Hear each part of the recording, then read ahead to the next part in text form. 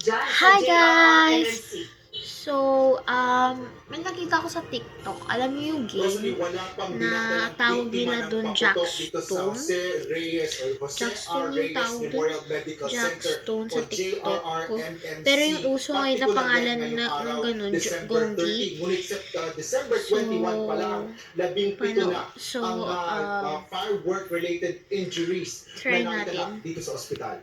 Disclaimer, first time ko lang maglaro ng ganito. Nababahala ang mga doktor So, at since iba pang wala akong healthcare ganun, workers sa papel Jose na. R. Reyes Memorial Medical Center sa pagdami ng mga try biktima natin ng yung paputok sa muling kasi pagpapalit ng taon. Hindi pa lighter man the kasi way sumasapit ang prior December the jump. 31, naigitan na ang bilang ng fireworks-related injuries sa naturang ospital ngayong taon simula December 21 hanggang mga petsa sa mga nagdaang taon. Sa 17 biktima ng paputok sa JRMNC ngayong taon, 8 nagtamo ng sunog o paso dahil sa pagsabog, 5 ang nasugatan sa mata, habang 4 ang naputulan ng bahagi ng katawan.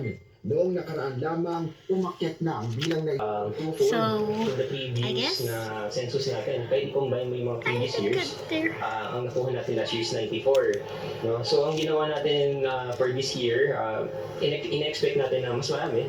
Okay? So, fast-track namin yung process. Okay, my best friend, my masibayang atensyong medikal ang pasyente same ay time, gagamitin so ito hard. sa operating room You at want i-admit two o people mananatili sa texting ospital. at the same time. Kung hindi naman ay Have to pinauwi fix na rin this. ang pasyente upang magpagaling sa kanilang tirahan. Sakali namang malayo o hindi agad madadala sa ospital ang biktima ng paputok, ilang paunang lunas ang maaaring gawin na ipinapayo ng Wait, ilang I almost did eksperto mula rin sa hanay ng UNTV News and Rescue. No. Alamin kung ligtas ang lugar para makapagsagawa ng i-check ang level of consciousness ng pasyente. Tulungan ang biktima na itapat sa running water ang bahaging apektado. Sorry, I cheated there. Gawin ito sa loob ng 15 minuto.